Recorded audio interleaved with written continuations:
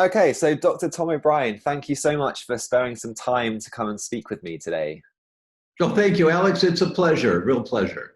Yeah, it's been good. I've seen you speak a few times in person, and obviously I've listened to plenty of webinars that you've delivered over the years.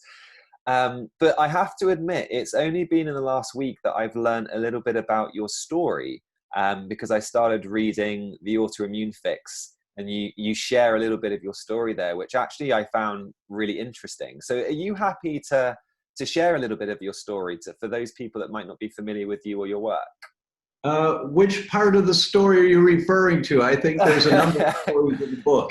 Kind of going back to the beginning. So your passion for martial arts and how that sort of got you interested in some of the ethos behind medicine, I guess. And that seemed to have been a bit of a catalyst for you. Yes, it was. Initially, after receiving my baccalaureate degree, I focused during my education and then full-time afterwards on studying the martial art of Aikido. I had started doing karate when I was 12 because I grew up in a tough area. But when I was exposed to Aikido at 19, it just resonated with me.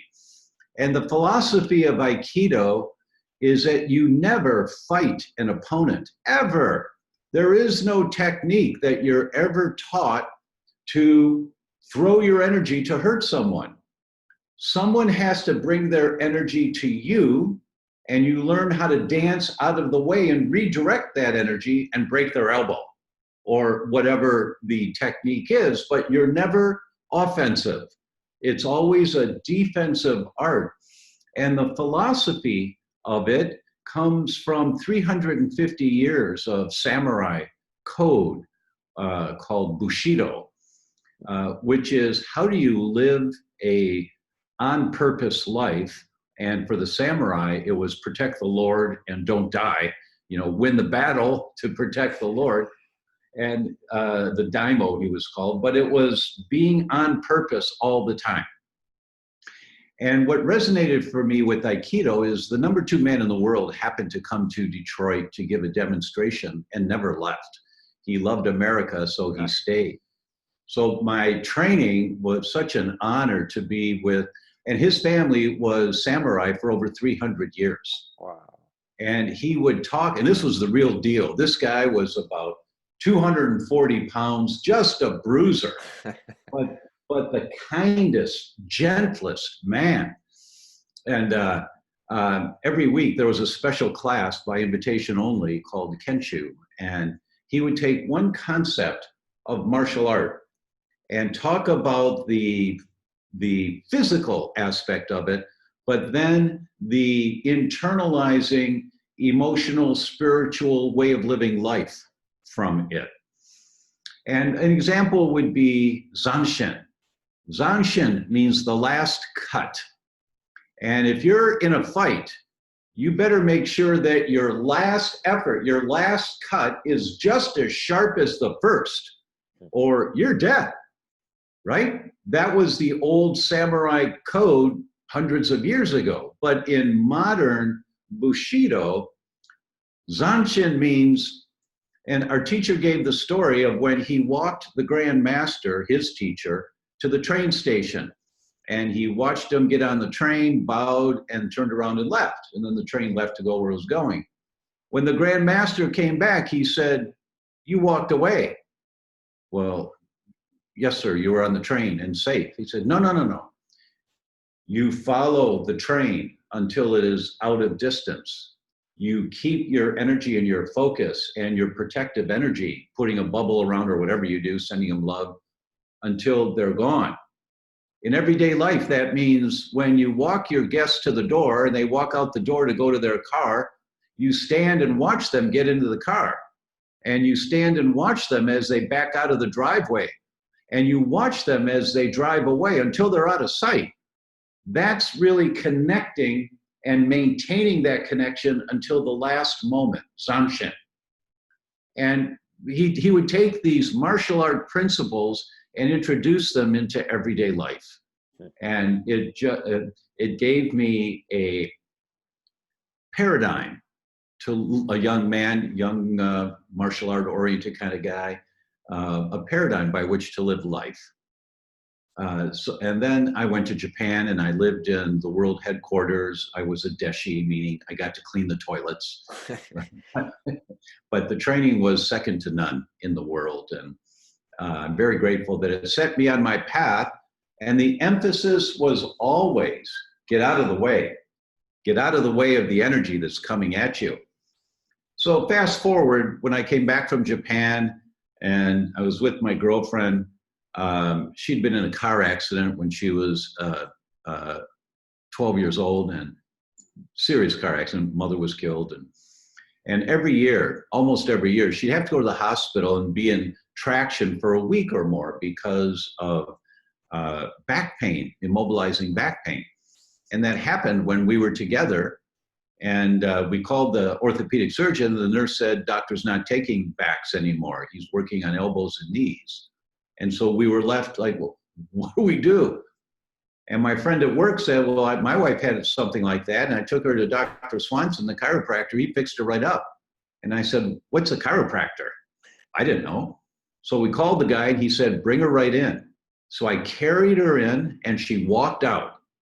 And I said to him, and he was 74 years old, big guy, ham hock hands, just big, big hands. And I said, she's going to be okay?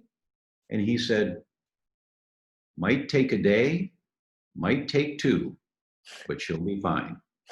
And that was his energy. And he said, you bring her back tomorrow. And so I did. And then he said to me on the second visit, he said, Tom, you come back and watch. Oh, okay, Dr. Swanson. And I had hair down to my waist, and I was a hippie in Ann Arbor in the late 60s and early 70s. And I just go back to see him every once. Hey, Dr. Swanson, how's it going? And then a patient would come in and he'd say, this is Tom. He's going to watch. And the patient would go, oh, okay, hi. And the patient would lay down and she had asthma and she was having an asthmatic attack. And he'd say, Tom, put your hands here. And I would put my fingers under his and he would just move my hands back and forth. Do you feel the difference between the two sides of the spine? And I say, well, maybe Dr. Swanson, this right side feels a little tighter and it doesn't have like what'd you call it? The sponginess that the left side has? He says, that's right. That's where the nerves come out that go to the lungs. So I'm going to loosen that area, give her an adjustment, and it might help. And he'd make an adjustment and she'd get off the table and say, oh, Dr. Swanson, I can breathe better. And patients consistently said that. And he would take his spine out that he had, the cadaver he worked on in 1924 in school in the anatomy department. And he'd take that spine out and he'd say, this bone right here, Tom, it's one that goes to the lungs. And it's a little tight, like you could feel. And we're going to loosen it up and see if the energy flows and it helps her breathe better. And I'd see it time and time again that people would say that they felt better. And I'd get adjustments from them. And I felt great, but I was getting beat up every once in a while doing Aikido and I'd sore, but that feels so much better. Thanks, Doc. And so when I came back from Japan and proposed to my girlfriend, decided to get married, my first thought was to teach martial arts. And I called the 3 or 4 most prominent Asian studies departments in the United States and universities. I called the dean of medicine, the dean of education. And I said, what's the likelihood that if I get a double master's in phys ed and physical education and Asian studies, someday I could get tenure? And they all said 0. And so I said, okay, I'm not doing that, and because, and I didn't want to just open a martial arts school and be dependent on students coming in to take care of a family and raise children. So the next thing after Aikido that gets out of the way that I immediately resonated with was chiropractic. Because that's the basis of chiropractic, is get the interference out of the way and allow the body to heal itself. And that's the philosophy they had. back in the 60s and 70s, you know, they didn't have as much science as they have now. Now we understand why it works. And so I went to chiropractic school for my medical education. And my first week, my very first week, I knew absolutely nothing. And there was a sign that said, Dr. Sheldon Deal, Mr. Arizona, would be coming and speaking on campus this week. I said, oh, a bodybuilder. Okay, and Mr. Arizona, healthy guy. All right, I'll go listen to him, see what he has to say. And so I went, and there was a color television in the room on a stand, and it was on, but the volume was off. And color televisions were still pretty new in January of 1978. And he went over to his briefcase, opened up his briefcase, and took out a bar magnet the size of his iPhone. And he held it up like this and walked up to the color television, and the picture turned upside down. And he walked away and it went right side up. And he walked towards it and went upside down. And he walked away and it went right side up. And he said, that's what electromagnetic pollution does to your brain and your nervous system. It's called neurological switching. Those are the people that say right when they mean left. They write the word receive with an E before the I, and it's supposed, and they know how to spell it correctly, but they write it backwards, or they write the number 3 backwards. It's the neurological switching, which is most often from a electromagnetic pollution exposure that's accumulative in the body.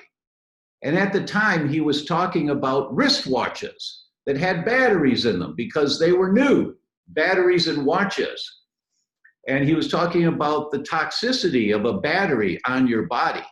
This was January of 1978, my first week in my medical education, and already I'm learning about electromagnetic pollution. So, you know, talk to me about 5G, and I can go on and on and on about what it does physiologically and neurologically in your body, because it was part of my introduction to healthcare in January of 1978, you know. Wow. And so that was my first week. And in my education, my next mentor was Dr. George Goodhart, the founder of Applied Kinesiology. And that's muscle testing that we see some practitioners doing. And they test for different areas of the body out of balance, or vitamins or foods or things like that. And we called him the Great Wazoo, Dr. George, because he would do these things. How did you know that? How did you do that? And so I learned about energy fields in the body and how it relates with your mechanical nature. And it was really quite expansive, expanding my brain all the time. And then I met and heard Dr. Jeff Bland, the founder of functional medicine. I heard his first talk in Chicago in 1978. Same year, I heard Dr. Sheldon Deal.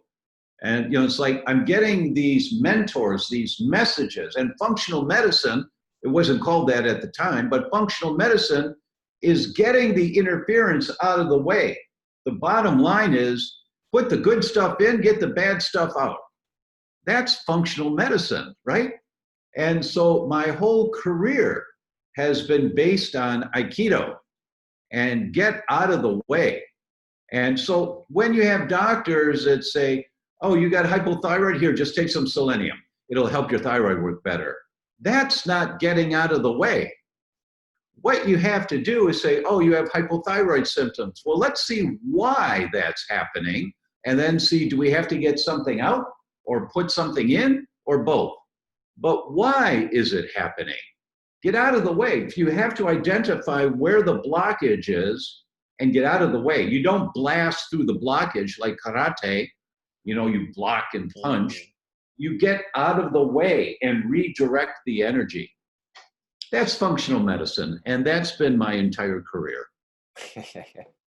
Yeah, I think that's such a great story, and that principle of getting out of the way and appreciating that we want to ultimately remove the resistance, and until we've done that, we're fighting an uphill battle, I guess, in some ways. No matter what you're going to do for your attention deficit child, you're going to give them N-acetylcysteine, You're going to give them more B complex for methylation, no matter what you're going to do. If they've got elevated mercury levels accumulating in their brain, causing the inflammation, you aren't going to make very much headway because you're shotgunning against resistance. You have to identify why the problem is happening, whatever the problem is. Right. And that's probably a nice sort of cue into autoimmune disease as a bit of a theme ultimately, because obviously we need to be mindful of the antecedents, triggers, and the mediators that functional medicine discuss. And you have a couple of terms that I've heard you use a few times, you know, this idea of yanking on the chain and the weak link within the chain. And I like the concept you discuss of autoimmunity as sort of a spectrum that we need to be sort of considering. So are you happy just to kind of expand on these sort of key concepts within autoimmune disease? Sure, you bet. Really important concept for everyone to know. Very, very critical concept. Melissa Arbuckle in 2003 published what became a translational research, meaning changes the way you think. And it was in the New England Journal of Medicine. And she went to the VA and looked for people with lupus. And in this one VA center, there were 132 people that she found with lupus. Now, VA stands for Veterans Administration. So these are all veterans. If they're veterans, they had their blood drawn many times when they were healthy in the Army, in the Air Force, in the Navy. And what most people don't know, Dr. Arbuckle knew this, is that they've been saving almost all of that blood since 1978. They've got tens of millions of samples of our service people's blood in the United States frozen in storage. So she asked for permission to look at the blood of these 132 currently diagnosed lupus patients when they were healthy in the Air Force or the Marines or Coast Guard. And they were looking for the 7 antibodies of lupus. Did they have any of these antibodies elevated when they were healthy? And she found that every single one of them had all 7 antibodies elevated. The average was 5 years before they ever had any symptoms, and most of them 9 to 11 years before they ever had any symptoms. Now, let's talk about elevated antibodies. What does that mean? Antibodies to your own tissue. Why is it ever normal to have antibodies to your own tissue? If you do a blood test for antibodies to thyroid, there's a normal reference range. And if you're above the reference range, there's an H for high. Well, why is there ever normal antibodies to your thyroid? Because, Mrs. Patient, you have an entire new body every 7 years. Every cell in your body regenerates except your teeth, every cell. And how does that happen? Well, you got to get rid of the old and damaged cells to make room for new cells. And how does that happen? That's antibodies. So antibodies to your thyroid are getting rid of the old and damaged cells, making room for the new cells. So there's a normal reference range. That means you're getting rid of as many thyroid cells as you're making. Or you're getting rid of as many myelin cells in your brain and around your nerves. Myelin's a saran wrap around your nerves. You're getting rid of as many myelin antibodies as you're making, if your myelin antibodies are in the normal reference range. But when you have or heart or kidneys or lungs, every tissue of your body, but when you have elevated antibodies, you're killing off more cells than you're making. Now, Dr. Arbuckle found every single lupus patient had all 7 antibodies elevated 5 years before they ever had a symptom, and many much longer, 9 years, 10 years, 11 years, before they ever had a symptom. What does that mean? Well, the elevated antibodies are killing off more cells than you're making. So you get a little less function, a little less function, a little less function, a little less function, until you eventually start getting some symptoms from less function. And you don't feel so good. Then you go to a doctor and they can't figure out what's wrong with you. You're stressed. And they give you antidepressants, but it's a little less function, little less function, little less function. Until you go to the average with lupus is 3.5 years after seeing doctors for symptoms before it's diagnosed, and 4 doctors that you've had to see before you get the right diagnosis of an autoimmune disease, lupus. And why? Because now you've killed off so many cells, now the symptoms are more obvious. And then they say, well, let's check you for lupus. And there it is. So this spectrum of autoimmunity begins when you first get elevated antibodies, not when you get the diagnosis. That's years later. And so now this whole world of predictive autoimmunity has developed. And you go online and just type in predictive autoimmunity, here come the studies that if you have any antibodies elevated to thyroid, the positive predictive value that you're getting Hashimoto's autoimmune thyroid disease within 7 years is 92%. If you have any antibodies elevated to lupus, the positive predictive value that you're getting lupus within, I think it's 5 years, is over 80-some%. I don't remember the number. And for all of the, for rheumatoid arthritis, it's 52 to 98%, depending on which antibodies are elevated within 14 years. You have elevated rheumatoid factor within 14 years, you're getting rheumatoid. So your bloodstream tells you the history of what your immune system's been doing, trying to protect you. And if you do the right blood test, you can see, oh, look, my immune system's attacking my brain. Well, why is that happening? Well, I don't know. You have to find out. You have to do the exploration to see why is there inflammation in your brain. But now you know, you're well on the path to developing brain dysfunction. 1 out of 3 elders currently in America dies with Alzheimer's or another dementia. That means, Alex, between you and me and you, the viewer, one of the 3 of us are going to die with Alzheimer's. And it ain't going to be me, right? So, you know, so what do? You do the blood test to see, do you have elevated antibodies to your brain? And if you find out that you do, and I've only had a few come back negative, I mean, anyone that says, yeah, I'm not remembering the way I used to, every single one of those people come back positive.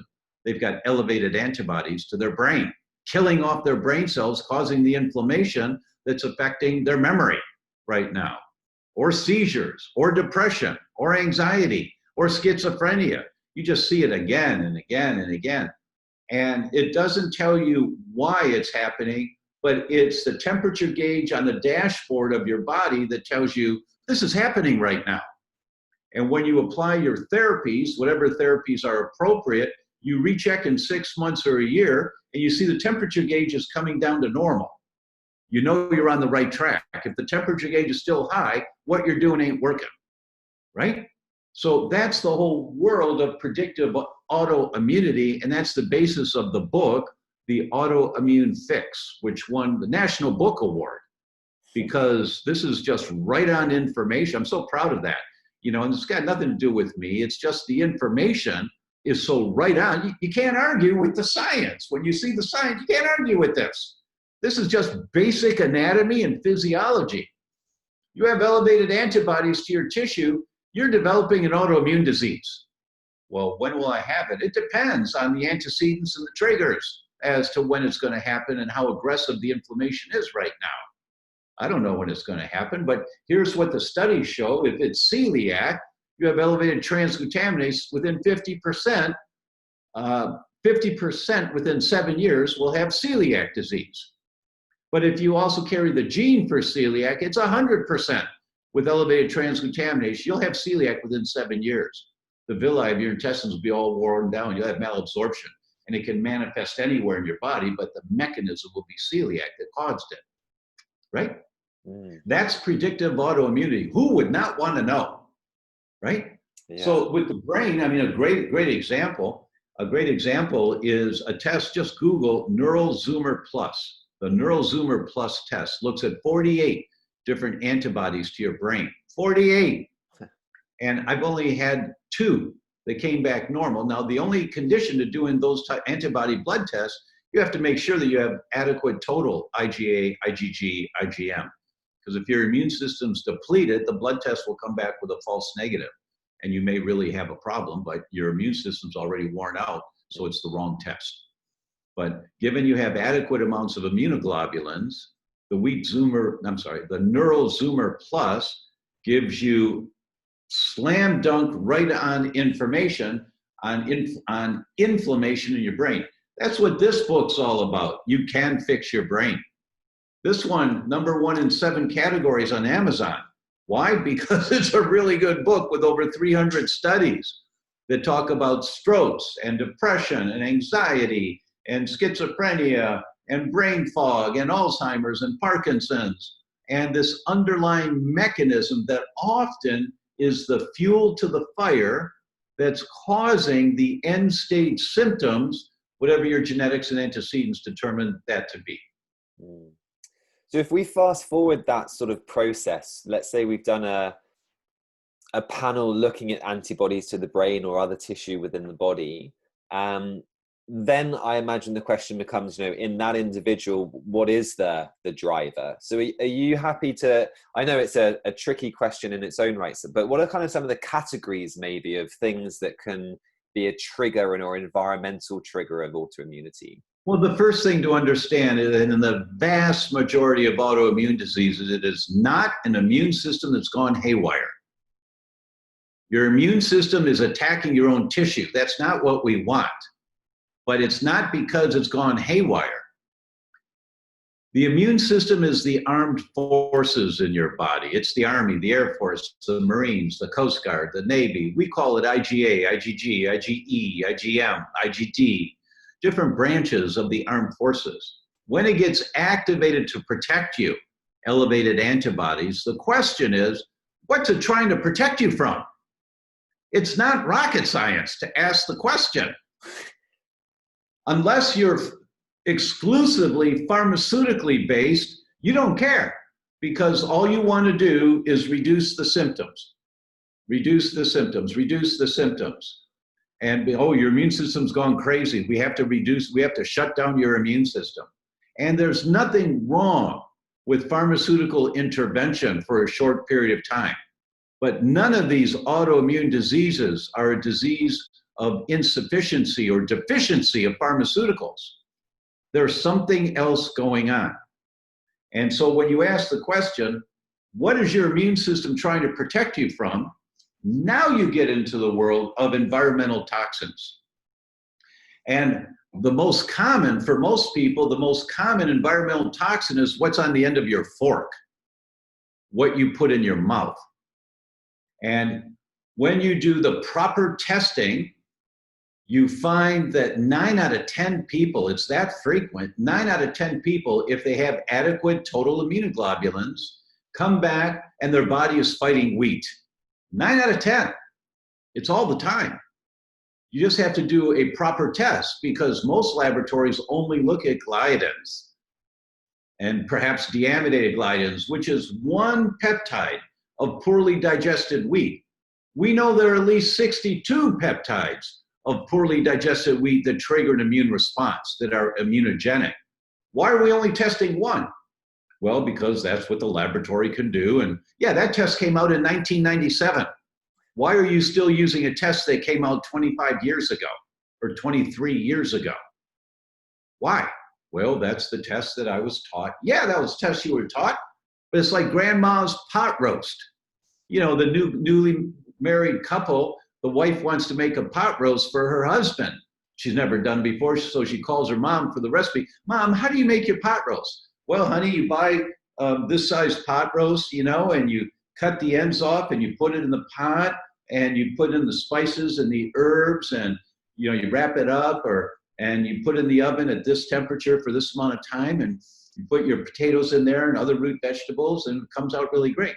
Okay, why do you cut the ends off, honey? Or mom, why do you cut the ends off? Well, I don't know, honey. That's the way my mother did it. You'll have to call grandma to ask her.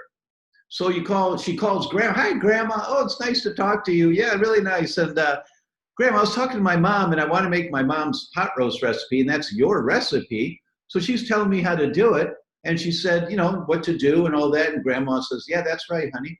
And she said, well, grandma, I asked my mom, how come you have to cut the ends off the pot roast? And grandma says, well, honey, that's the only size pot I have.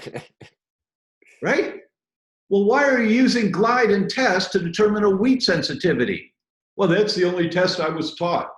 Well, it's time to wake up. And excuse me to our healthcare practitioners, but it's time to wake up. There are much more sensitive, comprehensive tests out there now.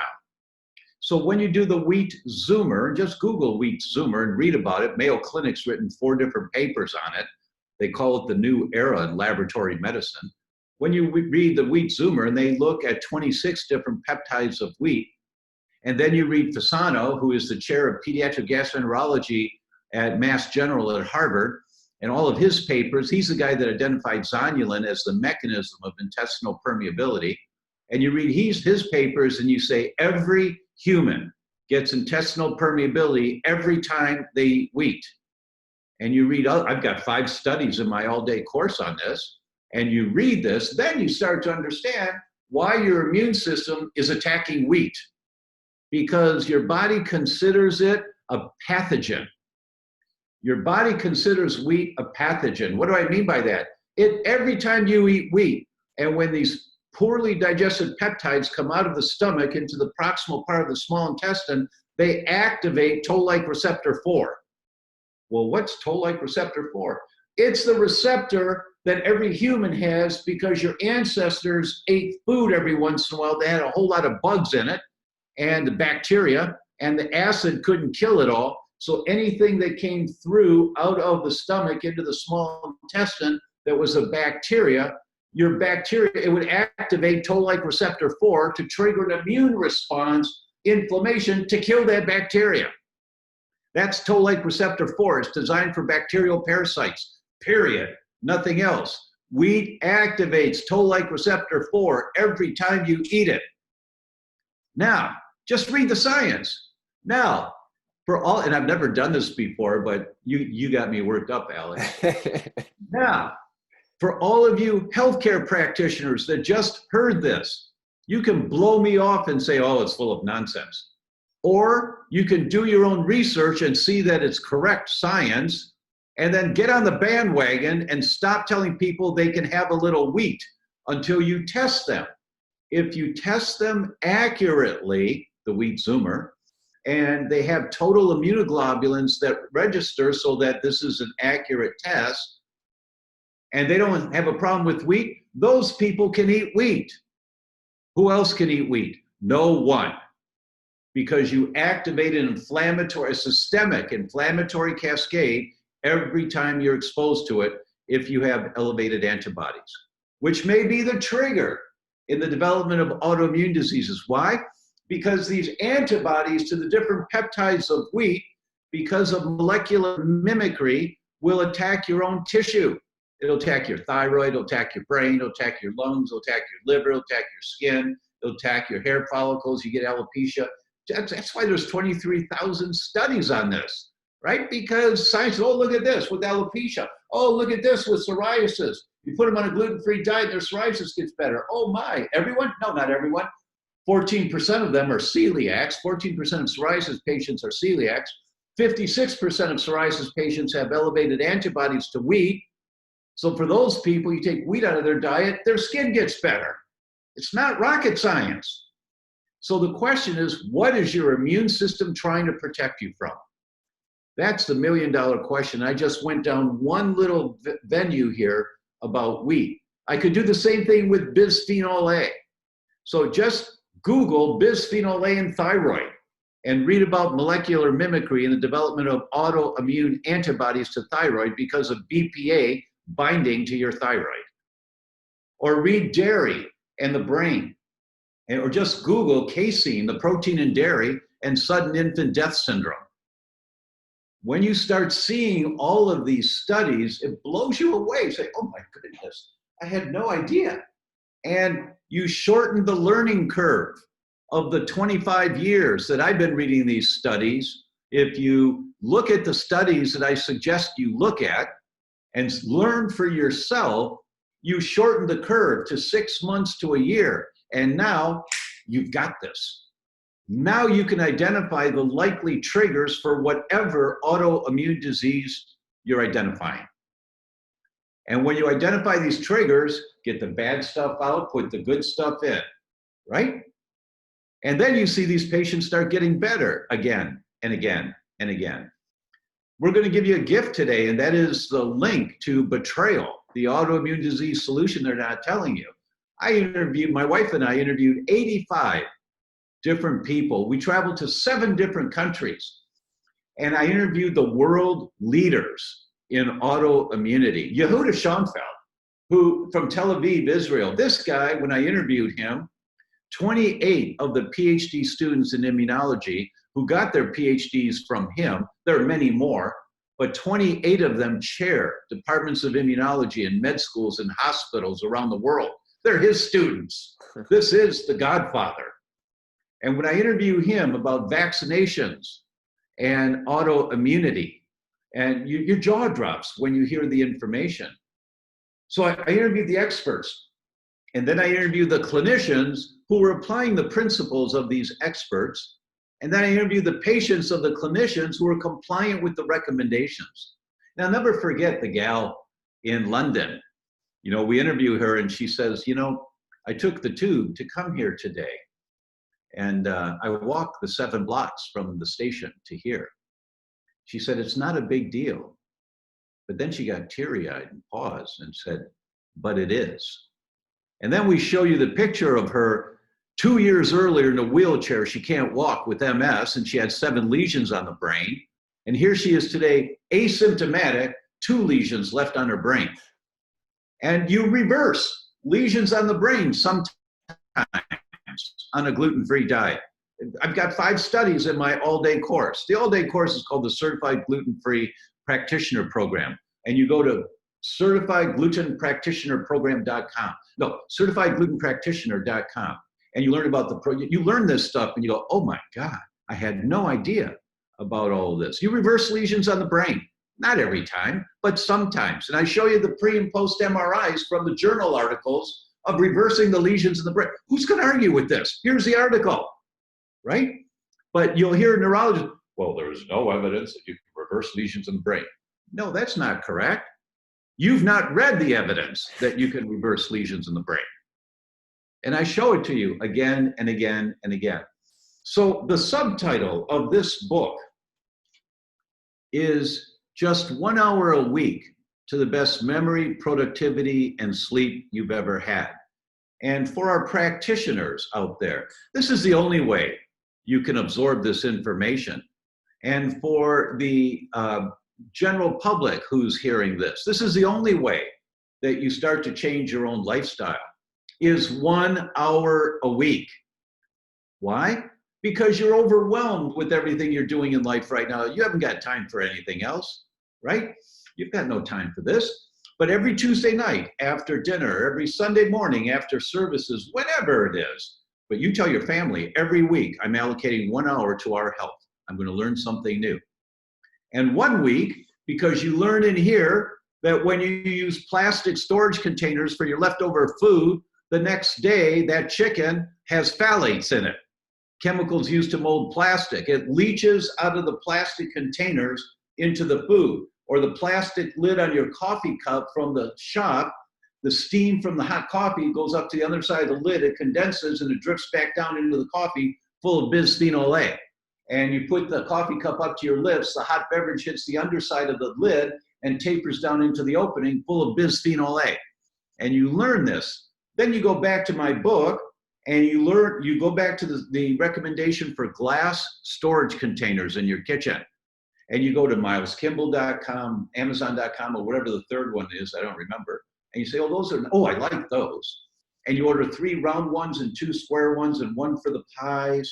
You pay with your credit card, you hit send. It took you an hour. You're done for the week. But never again will you poison your family with minor amounts of phthalates in the chicken or any other leftover food. Or for our healthcare practitioners, you read 1 study a week. 1 study.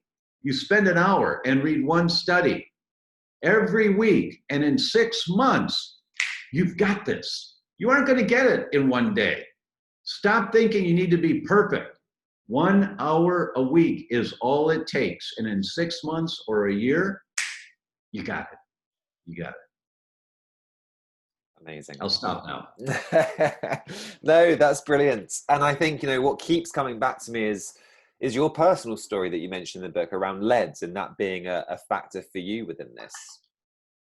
Yeah, that was a good one. So, personal experience. 44 years old, I developed a cataract in my left eye.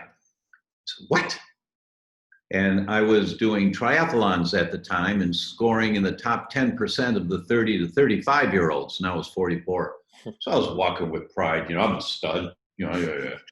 Right? But I developed a cataract. I'm healthy. No, you're not. Your muscles are healthy. Your muscles are doing well, but that's only one system of your body. It's not your whole body. That's the problem people have that work out all the time and they think they're healthy. No, you're not. Your muscles are healthy. That's important, but that's only one system of your body. And likely your cardiovascular system is healthy. Maybe, maybe not.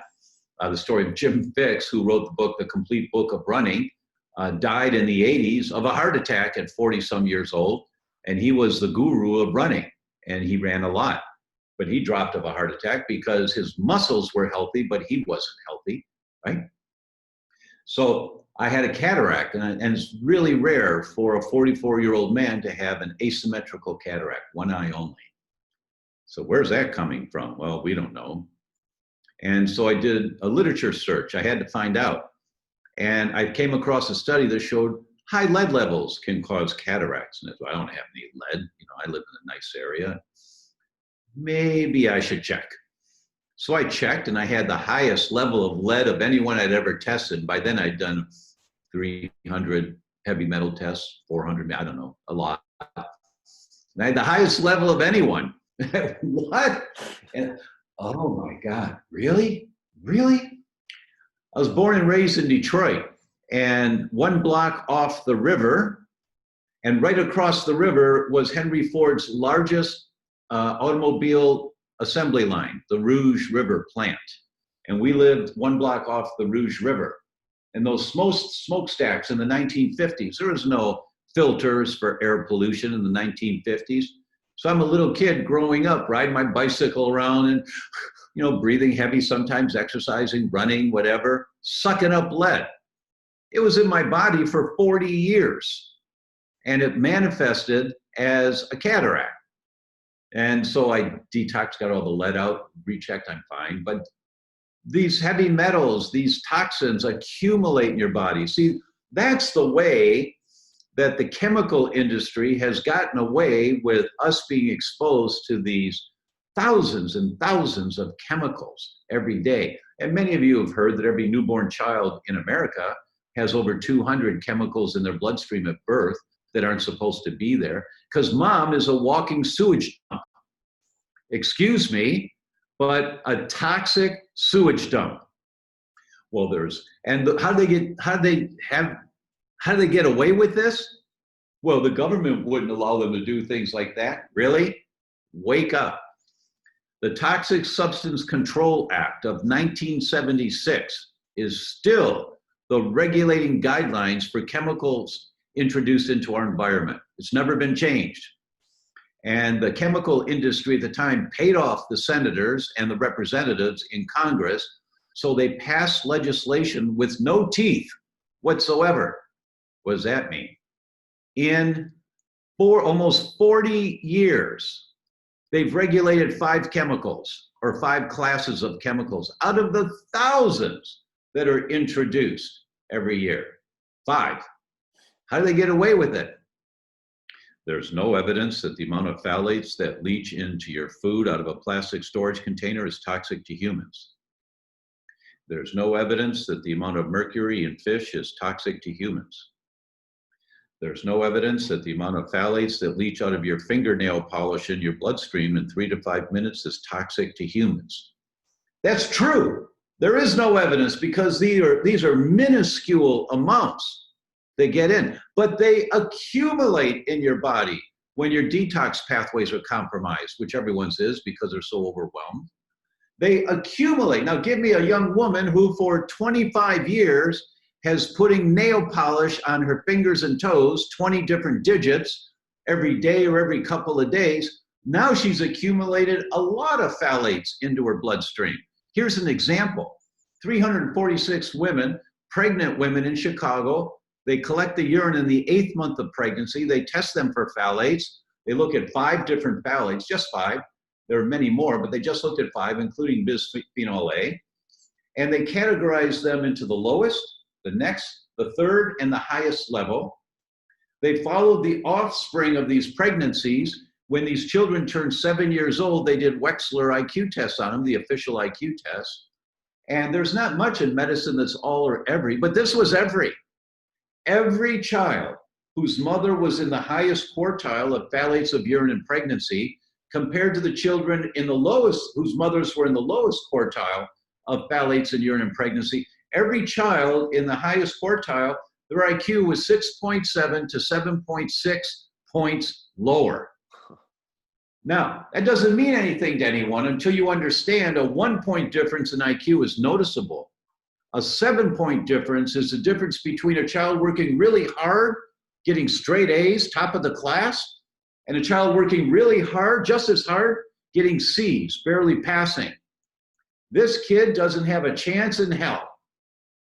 Then you go to Google and type in phthalates and neurogenesis, and here come the studies of phthalates inhibiting brain growth.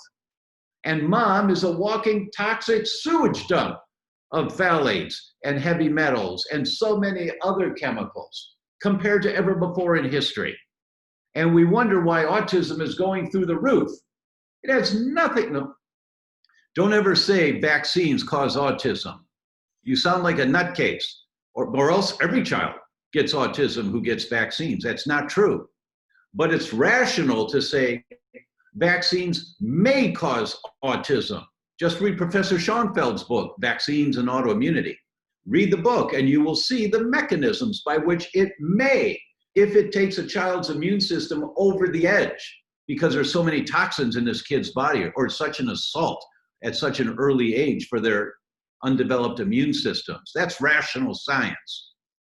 But it's this accumulation. Every woman of childbearing age needs to detox aggressively before they get pregnant. Before. Why? Because our world's really crazy right now. There's all kinds of problems that we know of, and more are coming. And the way we think, it's not going to change. It's the next generation that has to think outside the box. Einstein said the problems we've created today cannot be solved with the same level of thinking that created the problem. We can't come up with the answers. It's the next generation of kids whose brains we have to have working very, very well to come up with saving the planet. That means moms have to detox before they get pregnant. And that's a huge world of opportunity. If anyone listening to this is a healthcare practitioner, you just start reading 1 hour a week, a paper on detoxing female bodies and endocrine disrupting chemical accumulation in the body, and then how to get that stuff out. And in 6 months, you're the expert, and you're on Alex's podcast talking about how you do it so that other healthcare practitioners can do this. It's like, wake up, everybody. Okay, sorry, I'll stop now. No, I'm loving this, Dr. Greg. No, I think that's fantastic, and I think, as you say, there's so many different layers of evidence to this, and yes, it's getting it out there, which is so important. Read the book, and read the Autoimmune Fix, and watch Betrayal. It's free. It's at the you'll have the link, right? Yeah. Good. Yeah. So I'll put all of those things into the show notes. Good. And get educated. That the world that you were taught, for the healthcare practitioners, the approaches that you were taught do not work so well anymore. And there are many reasons why, but you can't suppress the immune system in autoimmunity and expect that you're going to turn the thing around. Sometimes you need the medication so the person can function and survive, absolutely. But you better be working behind the scenes asking, why is this happening to this person? What is the immune system trying to protect them from? Yeah. Brilliant.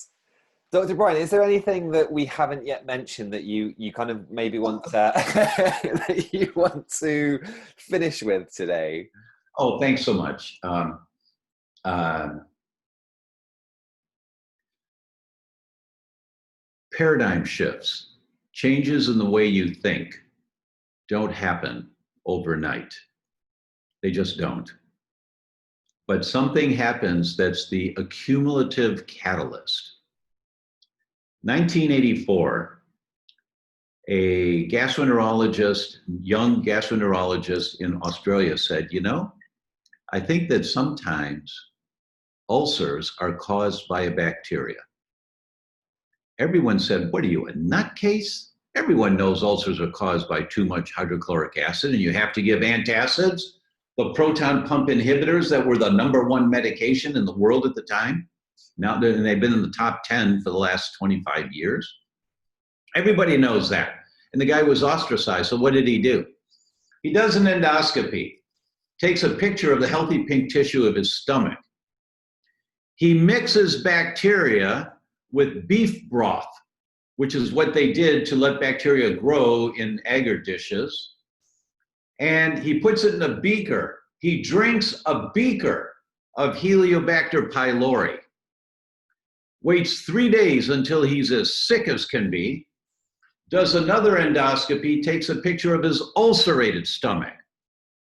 Then he waits a couple more days before he takes antibiotics to kill the bacteria. Waits a week, and then takes a picture of the healthy pink tissue of his stomach. Then he publishes with the pictures. Then everybody knows he's a nutcase. But he proves sometimes ulcers are caused by bacteria. The World Health Organization picks up on this and sends the article to every medical society in the world. Why? Because Helicobacter pylori, the bacteria he was working with, is the most common trigger of the #1 cancer in the world at the time, stomach cancer. So physicians understand that gastritis, dyspepsia may be a Helicobacter infection. If they test for it, they may prevent stomach cancer. Every medical society in the world gets this article. People still think he's a nutcase. He didn't care. 21 years later, he wins the Nobel Prize in medicine. And the Nobel Committee said, and this is the exact quote, who with tenacity and a prepared mind challenged prevailing dogma. Every one of you, if you're a healthcare practitioner, need to read one study a week. That's tenacity every single week, preparing your mind to challenge the way you currently think. Every one of you, general public, need to apply one principle a week from my books, from Alex's podcast, from other books, one a week, challenging prevailing dogma of how you live your life. When you learn that houseplants absorb phthalates and toxins out of the air in your home, so your kids are no longer breathing flame retardant chemicals and formaldehydes and phthalates from the plastic blinds on the windows, all this crud's in the air, and houseplants absorb this. And you take 1 hour, you read it 1 week, and then you go, oh, I need to order some plants. And you learn how to grow plants and have plants in your house, and the air is cleaner for your kids. 1 hour a week, so that you all can win your own Nobel Prize in health for you and your family. Brilliant. Yeah, and it's interesting that you wanted to sort of conclude with that, Dr. Brian, because I wanted to essentially conclude by, on behalf of many of the practitioners and the public listening, sort of saying thank you for being at the forefront of this, because ultimately I think it does take a lot of courage and bravery to wave the flag when there's such risk of being, what's the term I want to use? Well, yeah, being at the front of being shot at. Yeah, so right. yeah, it takes a certain someone, but we need those people as I don't mind people. I don't mind people firing bullets at me. Just quote science, and if I got something wrong, great, happy to modify it. But it doesn't happen too often. I mean, it's not my research. I just Right. spend 1 hour a week. Actually, I spend more than that, but I was if going to you do say. 1 hour a week, right, if you do 1 hour a week in 6 months, you bring this, you nailed it. You nailed it. You're on the right path. And Yeah. thank you for the acknowledgement, Alex. Thank you. No, my pleasure. Thank you. Thank you, Dr. Brian. I think this is going to be an incredibly popular and well-received episode. So thank you for sparing some time, and hopefully I'll see you again once lockdown is over, face-to-face at a conference sometime. Look forward to that. And for everyone out there, watch Betrayal. You'll enjoy it. It's quite remarkable. Yeah, Thank absolutely. you again. Thank you, Dr. Brian. Take care.